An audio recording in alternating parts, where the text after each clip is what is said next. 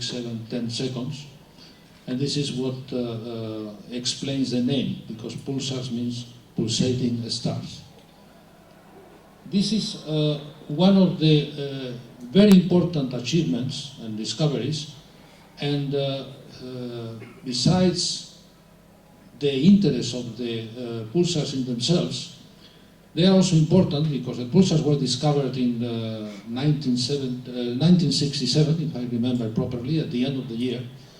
But only 7 years later, in 1974, the existence of a binary pulsar, that is to say, a pulsar with another neutron star rotating about around the common center of mass, was sufficient for Halls and Taylor to measure, because the system is rotating, but every time with a radius which is smaller, and then were able to measure this difference, and this constitutes probably the only one up to now evidence of the existence of gravitational waves. Once the discoveries, or the apparent discoveries of 1 year ago, this or 2 years ago, the Bicep and the Planck analysis, which finally concluded that there was no evidence for gravitational waves. As I said, having JOCELYN with us is really a pleasure, and I think I will stop here and just let her speak, and we all will enjoy her talk. I want to say just one last final comment, that the Royal Society, excuse me, let me say it properly and in the right order in English, the Spanish Royal Physics Society supported the recognition of the achievements of JOCELYN Gold-Bell and the concession of the gold medal of the CSIC, the Consejo Superior de Investigaciones Científicas. So I want to say that there will be another talk this afternoon, I think it is at 7, right? And I invite everyone here to have the pleasure of hearing Professor Bell also this evening. So thank you very much, and let us, all of us, hear what she has to say. Thank you very much. Thank you to the University and to the Royal Spanish Physics Society for the opportunity to be here. I have visited Spain many times, but this is my first. And last night I saw Plaza Mayor. Wonderful. Thank you. So today, this morning, I'm going to talk about one aspect of physics. Let's see if I can, yeah. I'm going to talk about some of the basic physics of pulsars. And then, because it is the year of light and the anniversary of 1915, I will say a little bit about how we can use pulsars to test general relativity. There will not be equations. This is a superficial, but I hope interesting, introduction to pulsars and general relativity. This evening I will be talking about the discovery of pulsars. So today, this morning, I will not talk about that. And I think I will not have time to talk about the interior of a neutron star, the solid state physics, the very solid state physics. But maybe in question time, if there are people interested, we can talk a bit about it then. But first, a very general introduction to pulsars. The one thing you need to remember, and then you can go to sleep, is that they are small, dense, and rich in neutrons. They are not made only of neutrons, but they are neutron-rich. They have very strong gravitational fields, strong electromagnetic fields, and they spin very fast.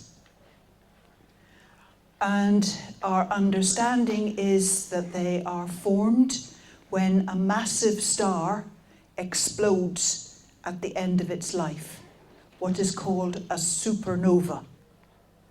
The neutron star or pulsar is the core of the star, was the core of the star that exploded, and in the explosion it shrinks hugely, becoming very small and very dense. And we mostly see them, as you've heard in the introduction, as radio emitting objects that pulse. This is an attempt to explain. I'll start with the right-hand diagram. This is the neutron star or pulsar. These are two beams of radio waves, and this is the intensity, and we see a pulse when the beam shines in our faces. In more detail, here is the pulsar. Here is its spin axis, and its magnetic axis is offset at an angle. So here is north magnetic pole, here is south magnetic pole, some of the magnetic field lines, but the magnetic field lines near the pole go a long way out, and they make this cone or trumpet shape. And somehow, we still don't understand the physics very well, somehow this makes a beam of radio waves like this. Two narrow beams, one from the north and one from the south. They have a mass like the mass of the sun, about 10 to the power 27 tons. They have a radius of 10 kilometers. And no, I have not made a mistake. I do not mean 10 to the power something kilometers. I mean 10 kilometers. You could put one down inside the city of Madrid. It would not be good for Madrid, but it would fit. And so the density is huge. It's comparable with the density of the nucleus of the atom. Now, I find that hard to visualize, so I digress for a moment. A way of explaining to the public what this density might mean. You take a thimble, a sewing thimble, preferably a nice silver sewing thimble, and you take the population of the Earth, 7 billion people, and you take the 7 billion people and one by one you push them into the thimble. And when you have all 7 billion people inside the thimble, its mass is like the mass it would have if it was filled with typical neutron star pulsar material. It's still a big number. It's still quite hard to visualize, but maybe it's a bit better, and teenagers love it. Yeah. Okay. Good. So when you have 10 to the power 27 tons in a 10 kilometer radius ball, you have a very strong surface gravity. The gravity at the surface of a neutron star or a pulsar is so strong that if there were a mountain that was 1 micron high, the work you would do climbing 1 micron is like the work you do climbing Everest here on Earth. And also the atmosphere is very compressed. In the absence of electrical forces, the atmosphere is about 2 centimeters, 5 centimeters deep. So if I'm standing on one of these stars, the atmosphere is around my toes. And in order to breathe, I need to get my nose down there. We would be a different shape if we lived in a high gravity environment. Gravity also bends light. On the surface of one of these stars, you can see 20 or 30 degrees over the horizon, which means standing in one spot and looking around, you can see 2/3 of the surface of the star without moving your feet. It must feel very peculiar. Gravity also redshifts light, so if there were little green men on a pulsar, neutron star, to us they would look like little red men. And clocks also go slow. So if I have a very big clock and I go to one of these stars, you stay safely on Earth in a lower gravity environment with a big telescope so you can read my clock. You find my clock is doing 1 tick every 2 seconds. The clock goes slow in the higher gravity environment. I can take my pulse with my clock and it looks okay. But that's because the gravity has slowed my heart and my metabolism in the same way as it has slowed the clock. Not only is gravity strong, there is a strong gradient of gravity. So imagine I'm coming into land on one of these stars, and I'm coming in feet first. The star is down there. Feet first because it's the ladylike way to land on such a star. Gravity is pulling me down hard, but the gravity on my feet is much stronger than the gravity on my head, and it stretches my body. Long and thin. There is a technical term for this. It is called spaghettification, like spaghetti. But the difference in force between your feet and your head is so strong, the spaghetti breaks. Your body is torn apart. And even if you curl up small, make yourself as small as possible, the force on the lower part of your body is so much greater than the force on the top part of your body. Your body is ripped apart. So don't go visit a pulsar, neutron star. There's also a very strong magnetic field. We believe it's typically 10 to the 8 Tesla. To put that in context, your fridge magnet is about 1/100th of a Tesla, and a strong laboratory magnet, maybe 10 Tesla. This is bigger than we can create and sustain.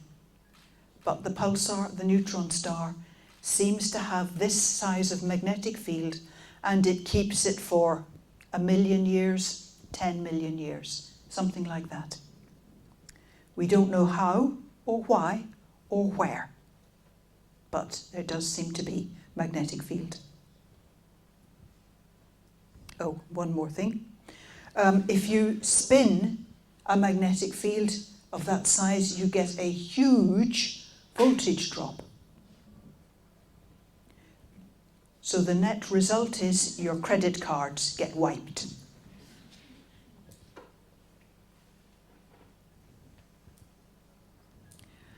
And it seems that all that rotates as a solid body. The 10 to the power 27 tons and the magnetic field. We believe that the pulse period is the rotation period, and we see pulsars with periods between about 1.4 milliseconds and 10 seconds. These are rapid rates of rotation for 10 to the power 27 tons. It takes a little bit of believing. Also, if we have a typical pulsar with a period of 2 milliseconds and it's rotating as a solid body, then you only need to go out 100 kilometers from the spin axis and you're traveling at the speed of light. So there is a limit from this argument on the size of a pulsar. It must be less than 100 kilometers. And we actually think it's more like 10 kilometers for the pulsar itself. The magnetic field probably co-rotates out to 100 kilometers. And then there must be some change in the magnetic field shape when you start moving faster than the speed of light.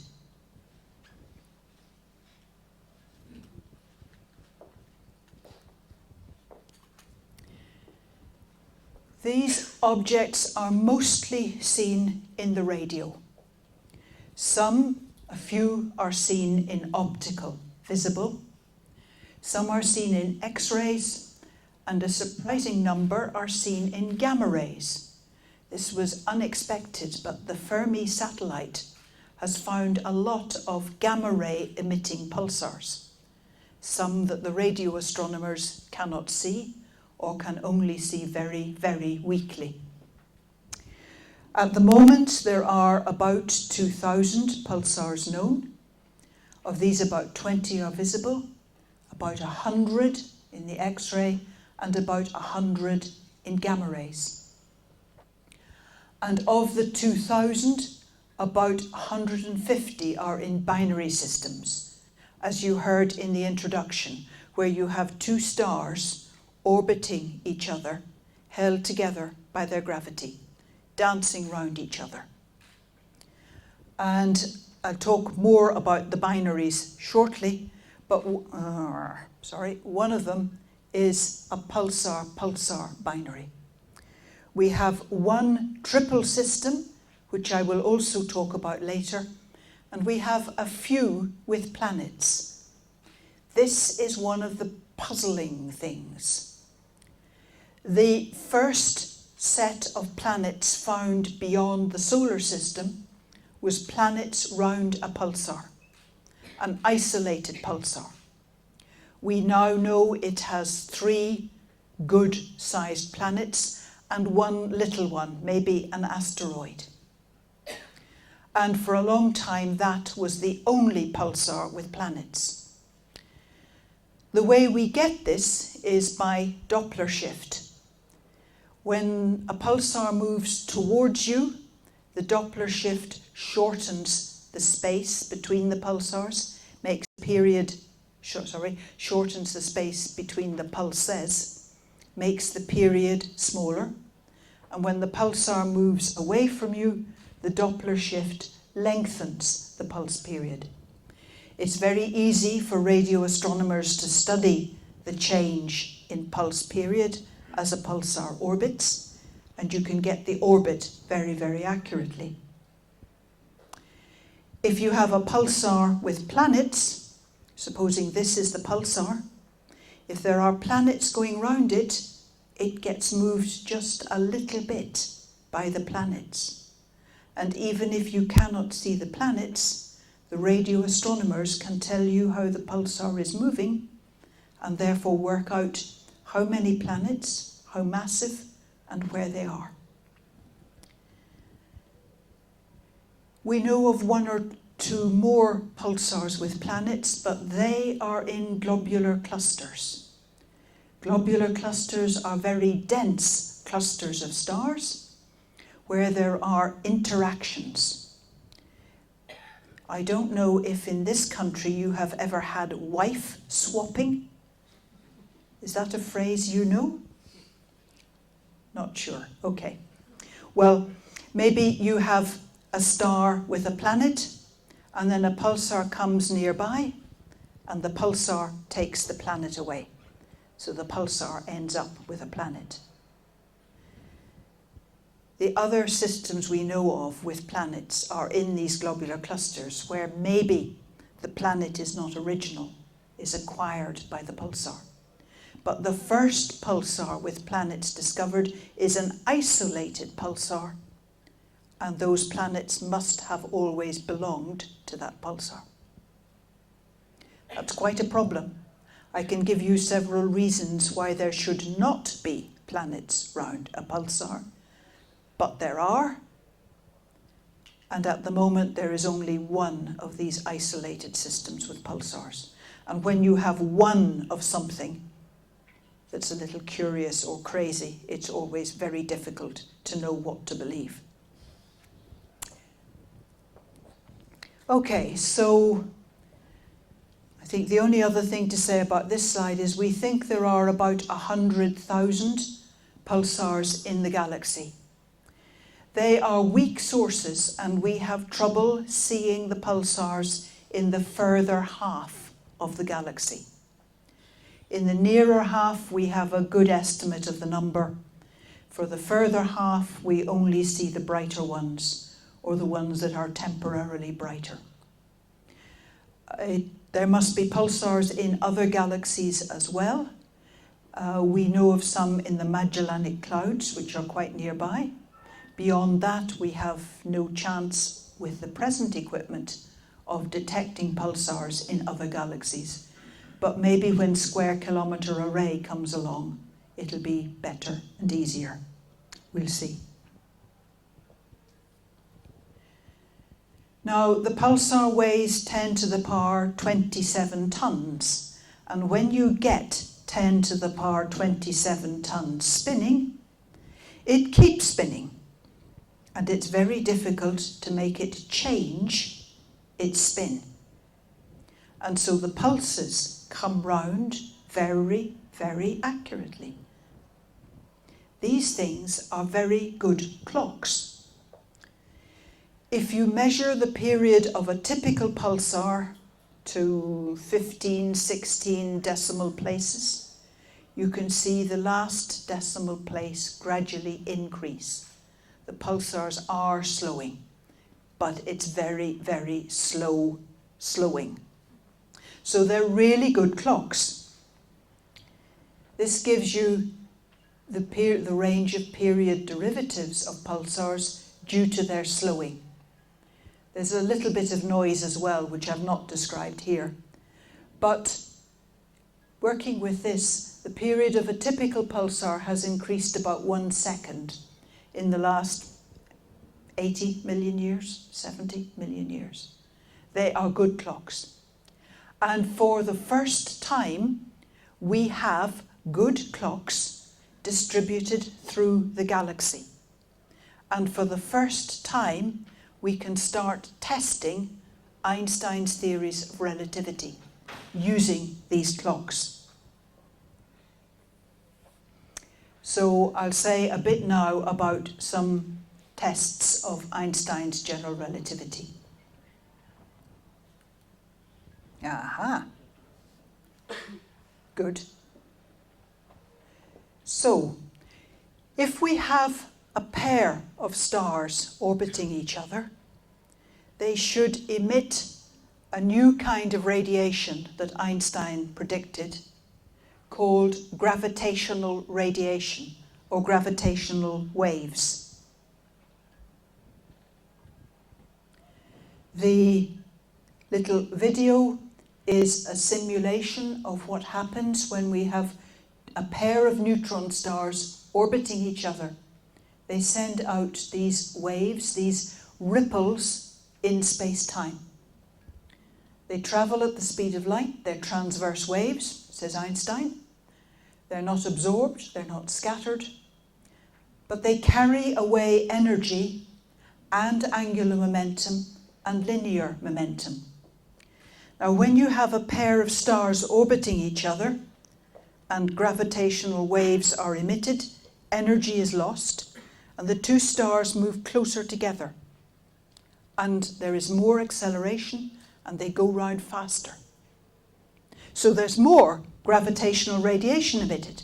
So there's more energy lost. So the two stars move closer. So they move faster, there's more acceleration. So there's more gravitational radiation emitted. and more energy carried away, so the two stars move closer, and so on. Gradually, the two stars merge. They spiral in towards each other. And both during this spiral in and in the final merger, gravitational radiation is emitted. And from Einstein's work, you can calculate how much gravitational radiation is emitted. I have lost a slide. I'm going to go, at least I think I've lost a slide. Yep, going to go back a bit. All right, okay, I've lost a slide. Never mind. Gravitational radiation, actually, as predicted by Einstein, comes with a whole spectrum. And this slide gives some estimate of how it's visible, what the scales are, and what the detectors might be. Pulsars can be used to detect gravitational radiation. Those pulsars will detect gravitational waves of nanohertz frequency, which typically are produced by black holes, supermassive black holes merging. For instance, when two galaxies merge, they often have a black hole at their center, and the two black holes will merge in the same way as I was talking about before. They orbit each other and gradually spiral in. And that's one of the main things that the pulsar astronomers can look out for. To digress just a moment, also almost ready at the moment is ground-based interferometers called LIGO, advanced LIGO, which turns on again very, very soon. That will be able to detect neutron stars, rotating neutron stars, supernovae, works in a very different frequency band. If it ever gets funded, there is a project called LISA, or ELISA, which will have to be done from space, which will cover this kind of band. And the cosmic microwave background polarization, one mode of it called B mode, will reveal evidence of gravitational radiation from the very early universe. This last one would be an indirect detection. And Planck, I think, will be our best chance of getting evidence for that. So the pulsar array detection of gravitational radiation. Here is the Earth. This green grid is 2 dimensions of space-time. Space-time is actually 4 dimensions. That's very hard to draw. So we usually only draw 2 dimensions. So here we have 2 dimensions. And out in the sky are a number of pulsars. These are our clocks. Do you see that space-time is waved, warped? It's because a gravitational wave is going past and the Earth will move because of that gravitational wave. And let's say it moves this way, then these pulsars will show a Doppler shift of 1 sign. The period is smaller.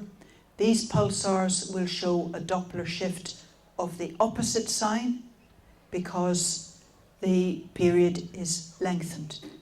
And if you have a good array, 6 is not enough. 30, 40 pulsars, 30 or 40 very accurate pulsars, then you can work out which way the Earth is moving by seeing what Doppler shifts there are on the periods. And that array has already been working. It's being increased all the time. We find more pulsars to observe, and we observe them regularly. But there has been at least one publication in 2013, which has put a limit on supermassive black hole mergers as galaxies merge. So this work has started. if I go back a slide or two to this, I would say at the moment there is a race for the first direct detection. A race between advanced LIGO and the pulsar timing array, which will first make a direct detection. I am fairly certain it will come soon, but I would not like to guess which of the two devices does it first.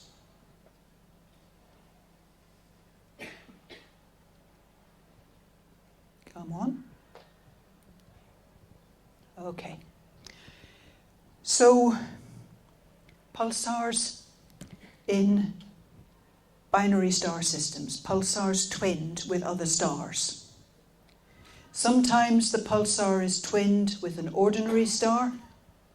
Sometimes you have two neutron stars twinned, but only one is a pulsar.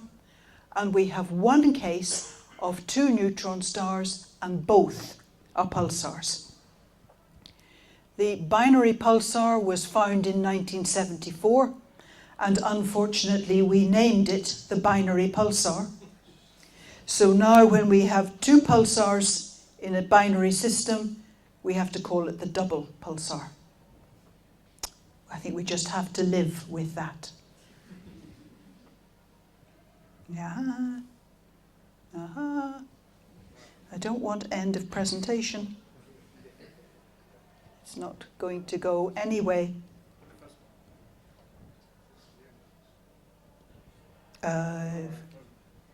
Which button? It's not forward, back, and it's not laser.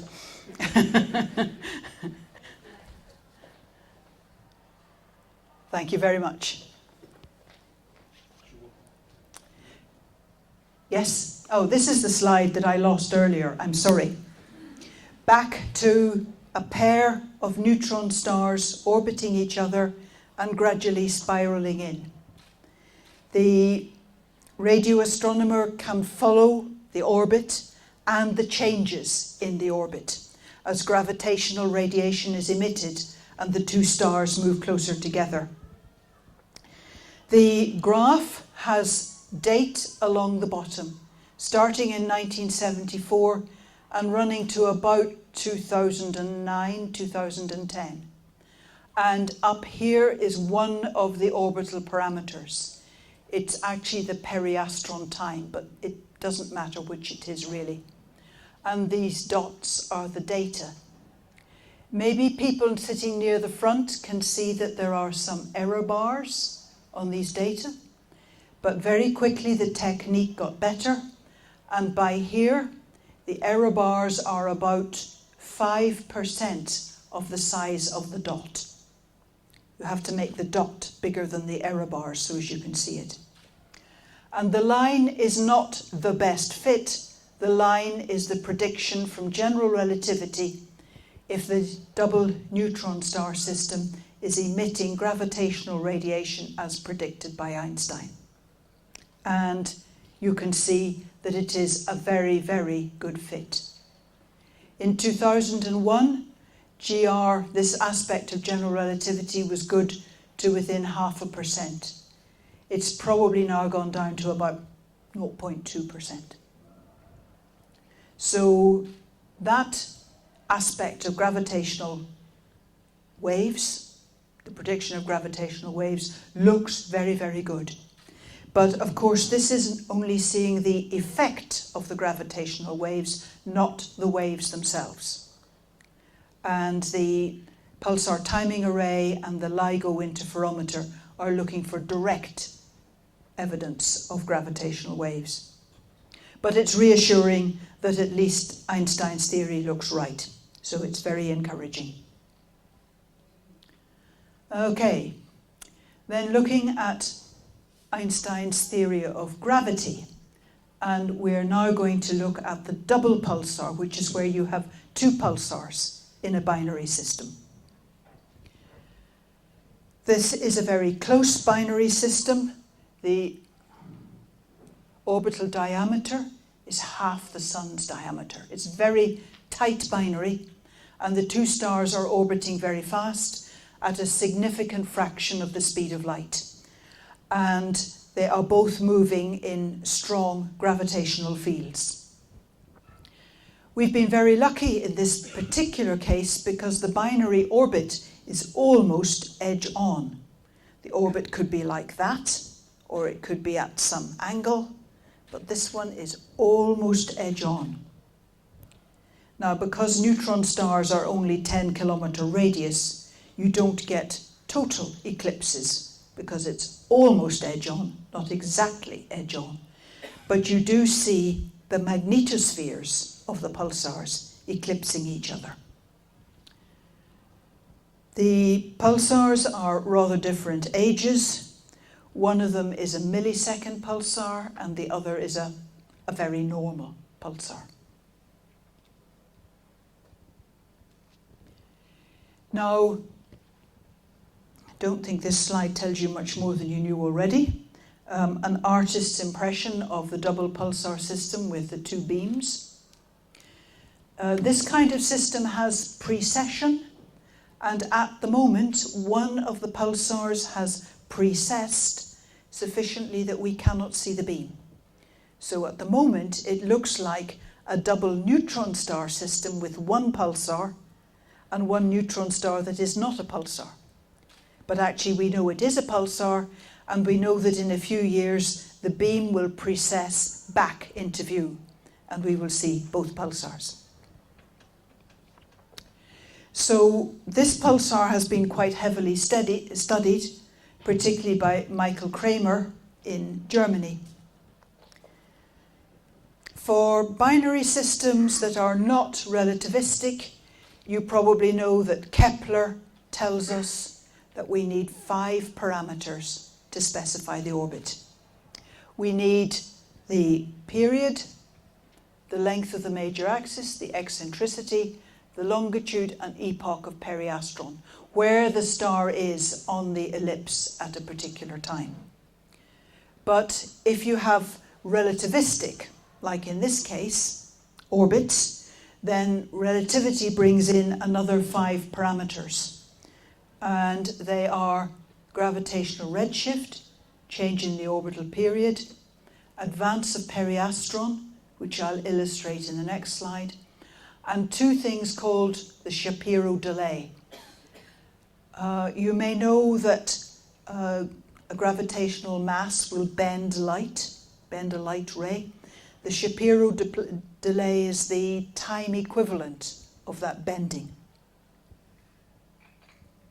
This is the advance of periastron. It was a problem initially for the orbit of the planet Mercury. There was a small discrepancy, which was explained by general relativity very nicely. And broadly what is happening is you have an orbit, so it moves like this. And then next orbit, it goes round like that, and next orbit like that, and next orbit like that. So it makes like a flower, a rosette. And this is the periastron, which is moving round. With the double pulsar, the orbit's shrinking at 7 millimeters every day. And for it, all 5 of those relativistic, those post-Keplerian parameters have been measured, and measured very, very well. Indeed, they have been able to go on to study the precession due to the relativistic spin-orbit coupling. Curiously, relativistic spin-orbit coupling is much stronger than non-relativistic spin-orbit coupling. So at the moment, they only have the relativistic spin-orbit coupling. And soon, which will be really valuable, we should get a measurement of the moment of inertia of the neutron star.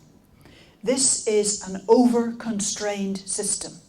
We have more data than we need for once. And so you can start using this over-constrained system to check out Einstein's theories.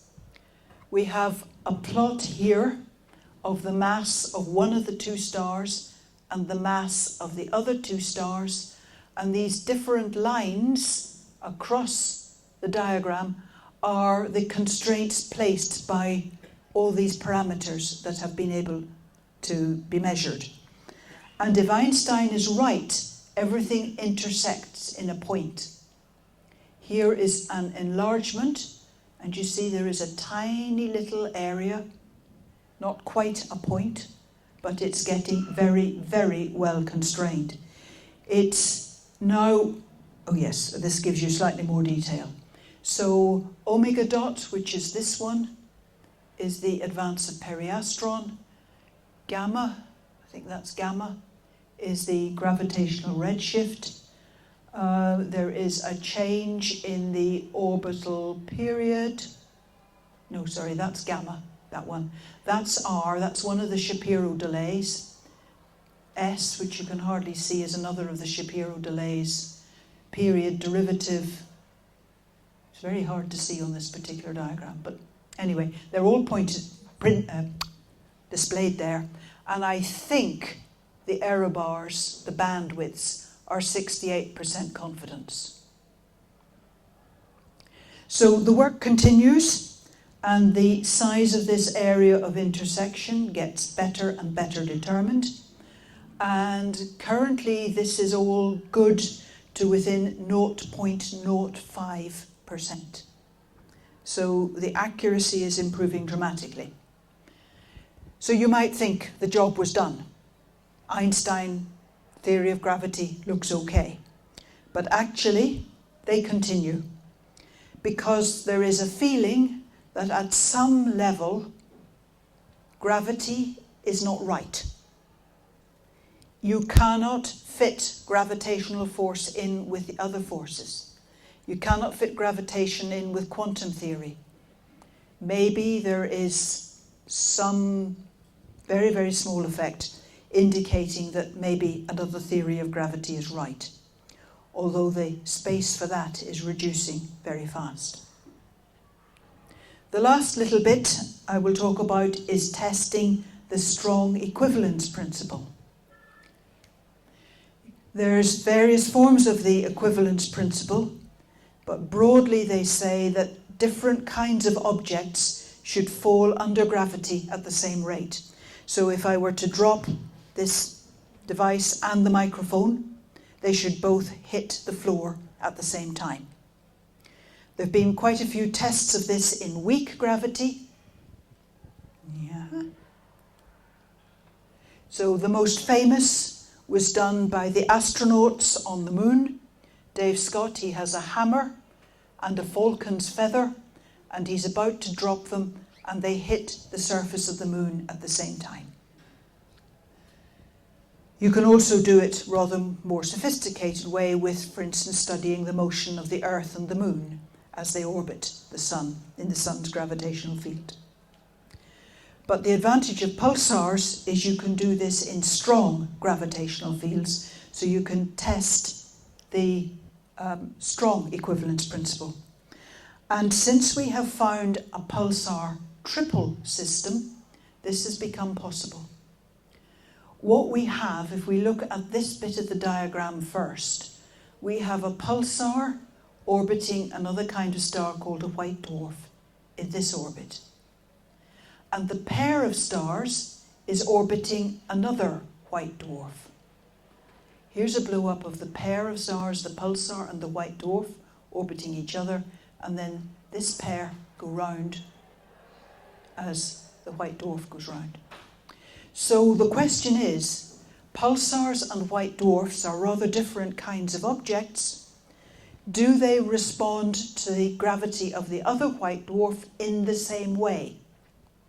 If the strong equivalence principle is true, they do.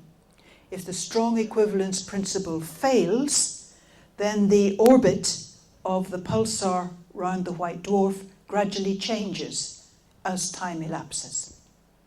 And that's currently the test that is being done. It's fairly new work. We've only known about this triple system pulsar for perhaps a year. There is a postgraduate working on it, and one day she says, "This is incredibly exciting." And the next day she says, "I'm very stupid," and retracts it. And then a day or two later she says, this is very, very exciting. And then she says, oh, I'm really stupid. So the work is going on. It's difficult to do, but we will have an answer, I think, quite soon.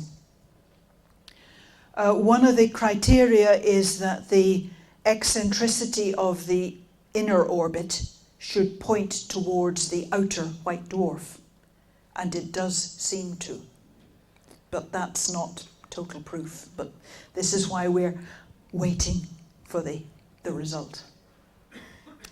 So, in conclusion, so far, Einstein's theories have stood up very, very well. But the pulsar astronomers continue to hammer, particularly at Einstein's theory of gravity, because there is the feeling that maybe at some very, very low level, there's a deviation from Einstein's theories. Partly because of the problems of meshing general relativity and quantum theory. A hunch that maybe at some very fine level, something's different. But we'll see. This work is being mainly done by Michael Kramer in Bonn. And if you wanted to know more about it, I recommend his publications. I also recommend him as a speaker on aspects of general relativity. So at that point, I will stop. Thank you for your attention. Thank you for your interest. Thank you.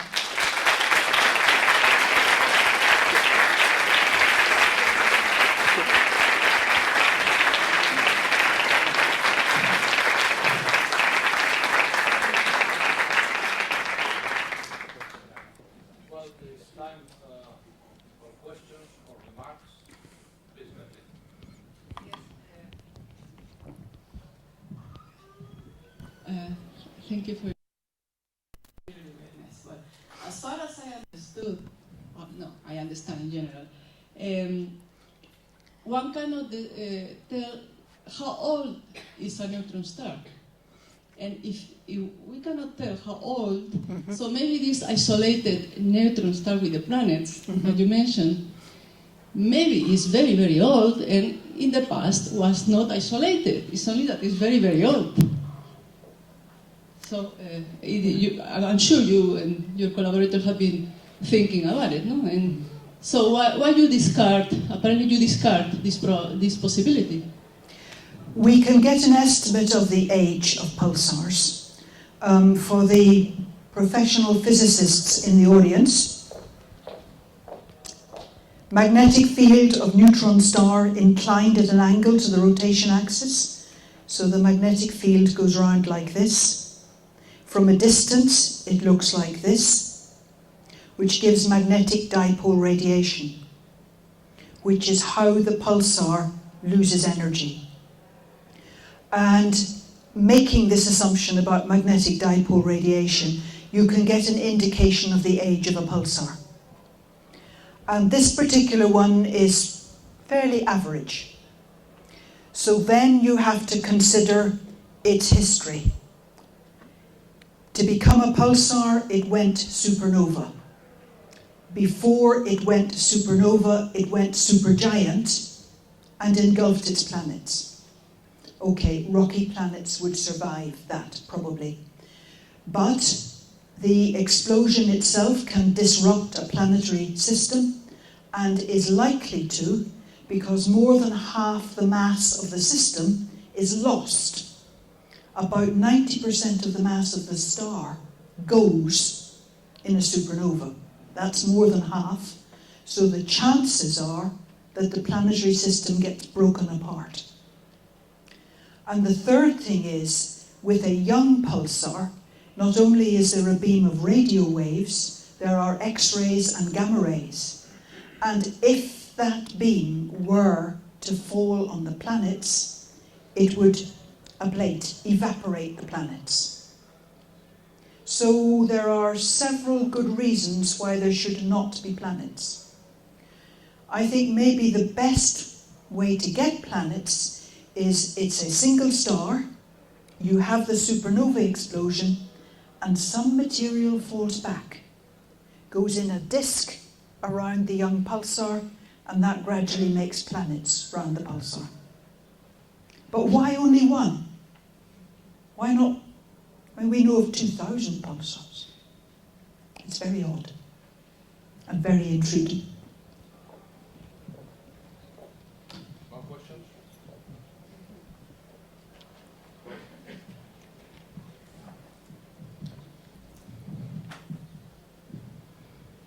Okay. By its very nature, the detection of neutrons, pulsars, requires them to be rotating at some fast rate. Yes. Is it possible that there are non-rotating pulsars, so to say? No, I don't think so, because of conservation of angular momentum. As far as we can tell, every star rotates. In the supernova explosion, the core of the star shrinks, which means it rotates faster, which is how you get these rapidly rotating pulsars. So I think if you're going to shrink some material, you get rapidly rotating. But if we go back to this, so magnetic field and spin axis. If the magnetic field happens to be along the spin axis, then you get no pulses. This way you see a steady beam, this way you see nothing. So maybe there are some of those.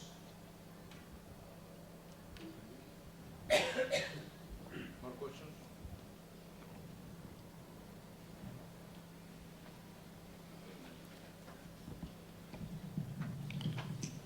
First of all, thank you for your talk. You've said that in the double pulsar system there is a precession. So what does it precess? The spin axis, the beam axis, or both of them?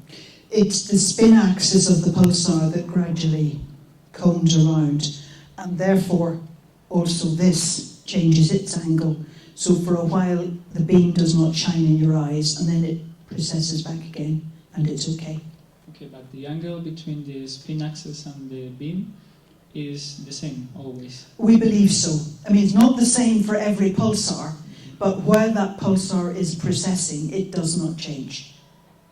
Thank you.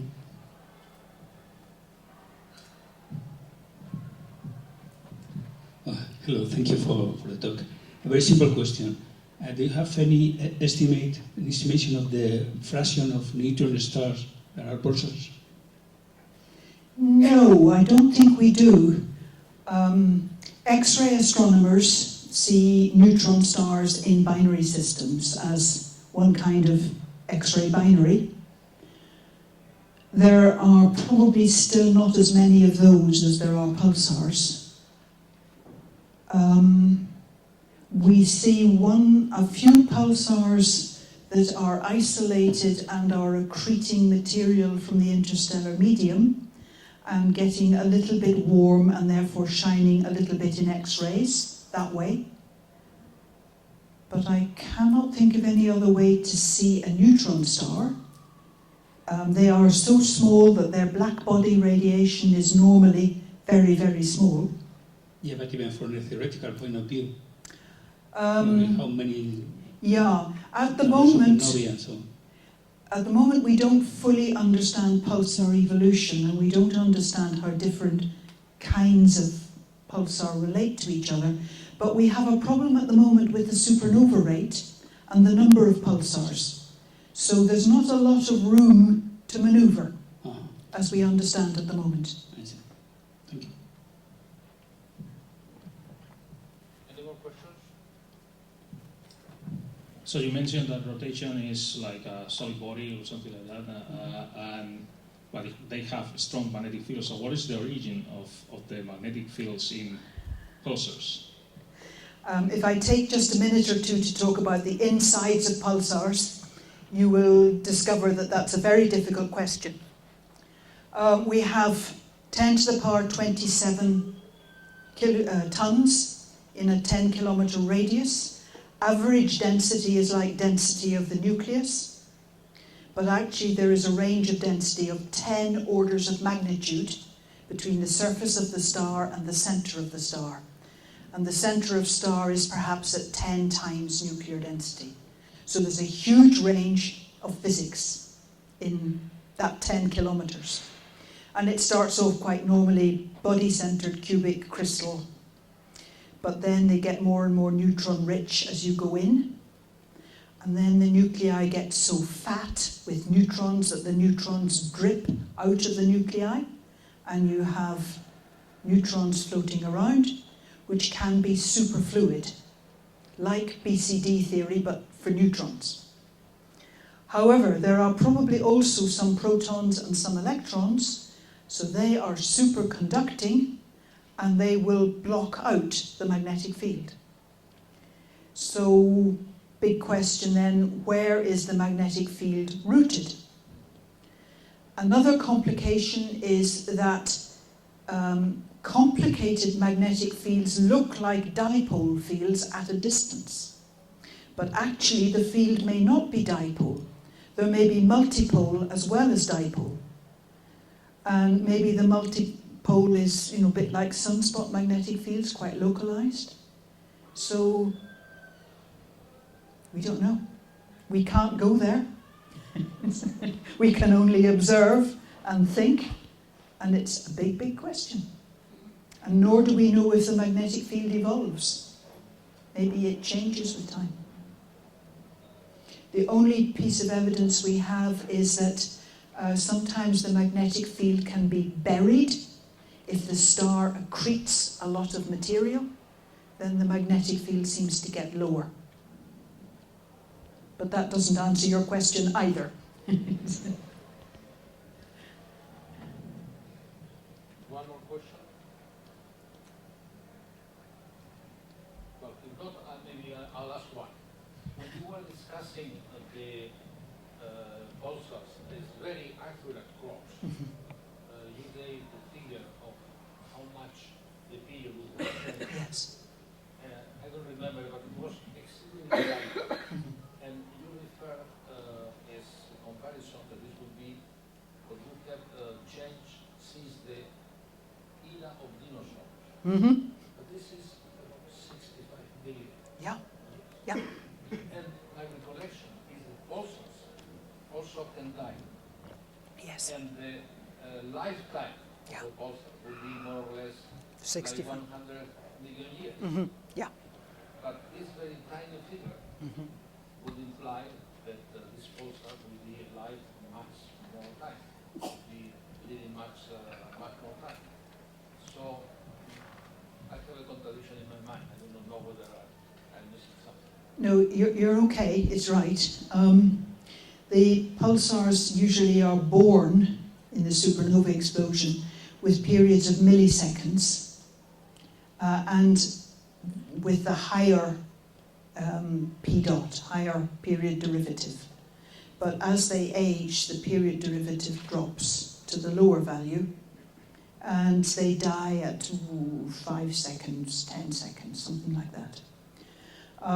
What I presented there was an average figure for a typical pulsar, and of course no radio astronomers at the time of the dinosaurs, so it's all just an illustration.